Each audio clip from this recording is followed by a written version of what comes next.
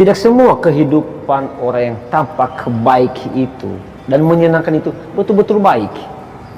Tidak semua juga kehidupan orang yang tampak buruk itu selalu buruk dan tidak baik juga.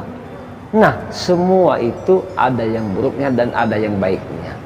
Yakini, jalani, dan terima keadaanmu serta berbahagialah sesuai versi terbaik Anda. Jangan merasa terhina dan rendah. Everybody yang budiman, tanpa adanya nasihat, tanpa adanya inspirasi, tanpa ada motivasi, manusia itu akan binasa dan melanggengkan kebodohannya sendiri. Sekali lagi, akan binasa dan bodoh selamanya.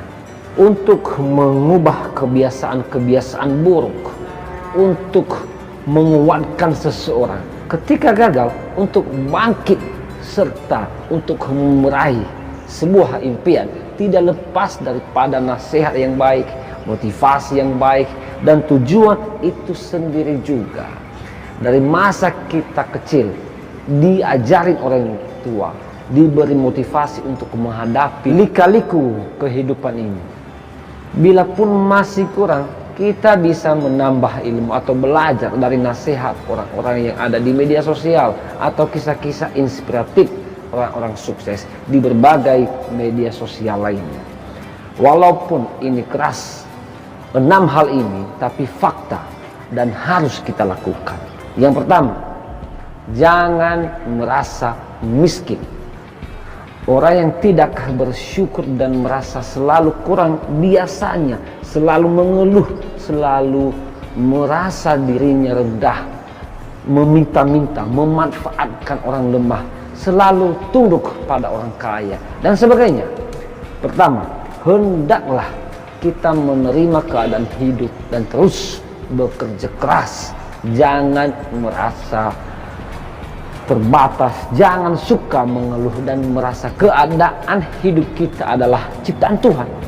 Tuhan tidak mengubah suatu kaum, terkecuali kaum itu sendiri yang mengubah dirinya. Di dunia tipu-tipu dan fana ini, mental harus kuat walau tidak memiliki segalanya. Nyata orang kaya dan yang memiliki jabatan sangat dihormati, diberikan tempat yang spesial, dianggap walaupun akhlaknya buruk. Moralitas manusia sudah rusak sebab selalu memandang kasta. Sekali lagi, jangan mudah didikte, jangan mudah tunduk kepada orang lain dengan cara jangan merasa miskin, jangan merasa lemah, dan apalagi meminta-minta. Sangat hina dan rendah dianggap hidup kita. Yang kedua, jangan kita mengkhianati orang yang pernah menolong kita. Seseorang yang menolong kita di saat kita jatuh atau ketimpa masalah lebih berharga dari 1000 teman yang hanya menyalami kita di saat sukses saja. Sangat tidak pantas kita melupakan seseorang yang telah menolong kita dalam hidup ini. Walaupun kita sudah lebih dari dia saat ini, apalagi bila kita mengkhianati orang tersebut, sama aja kita seperti hewan yang tidak ada akal dan pikiran lagi. Apabila kita tidak mampu membalas akan kebaikan orang tersebut, setidaknya jangan mengganggu hidupnya, jangan mengusik ketenangan jiwanya, jangan kita cemooh, jangan kita merendahkan dia, dan apalagi menyombongkan diri terhadapnya. Yang ketiga, jangan bertahan pada kebodohan itu sendiri. No people is stupid. Memang tidak seorang pun diciptakan untuk bodoh di dunia ini. Namun daripada tindakannya, keputusan dan karakter menggambarkan kebodohan manusia tersebut. Hemat saya, orang bodoh adalah mereka yang mentalnya blok atau bebal. Artinya bicara dan tindakan sesuka hatinya, selalu mengulangi kesalahan padahal sadar dia suatu hal tersebut tidak bermanfaat atau merugikan dirinya, dan fokus pada keinginannya sendiri tanpa mempedulikan hak atau perasaan orang lain. Hendaknya kita ubah dalam diri kita hal seperti ini supaya kita tidak dihujat, dianggap rendahan, atau manusia yang tidak ada empati dan bodoh. Maka kedepankan logika daripada feeling sebelum bicara dan bertindak. Jangan mudah didikte, filter siapa temanmu, dan jangan mudah dipengaruhi orang lain, serta terus belajar pada hal-hal baru atau kemajuan yang lainnya. Yang keempat, jangan meniru gaya hidup orang lain. Bolehlah meniru style orang lain bila hal tersebut bermanfaat untuk kemajuan dirimu dan memotivasi dirimu lebih baik. Nah, tidak benar meniru style orang lain bila tidak sesuai kemampuan dan tidak sesuai dengan karakter kita.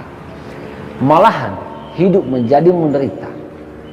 Setiap orang itu unik dan masing-masing berbeda jalannya. Kalau kita hanya meniru tanpa keseimbangan, akhirnya kita jatuh tergeletak.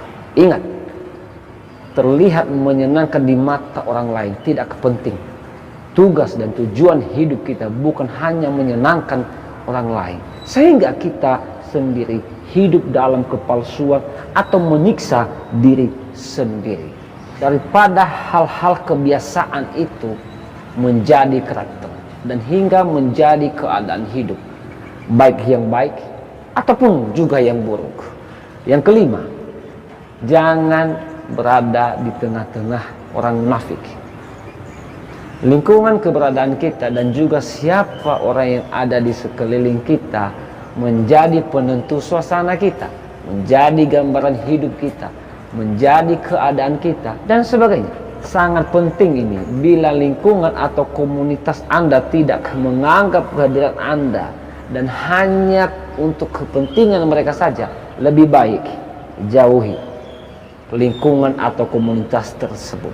Jangan menyiksa perasaan, jangan mengorbankan dirimu, jangan merendahkan dirimu di atas atau di tengah-tengah lingkungan tersebut yang tidak baik. Komunitas yang baik tidak memandang kasta atau profesi seseorang, dan selalu ada ketika suka dan duka. Bukan munafik yang hanya ada pada saat suka atau bila ada hal yang menguntungkan saja. Yang keenam, yang terakhir, jangan usik kehidupan orang lain. Jangan menyia-nyiakan oksigen dan kemampuan yang ada untuk mengetahui atau usik atas kepribadian orang lain. Cobalah untuk hidup apa adanya, tidak munafik, serta biarkan kebodohan atau kesalahan orang lain tersebut yang kita anggap salah.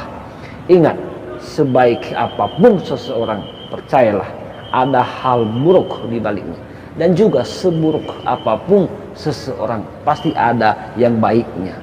Mudah melihat selumbar di mata orang lain, tetapi balok di mata kita tidak tampak. Mengusik atau buka aib tidak menaikkan level kita. Bahkan orang-orang hebat atau orang-orang bijak menyatakan kita sebenarnya yang paling buruk. Salam akal sehat.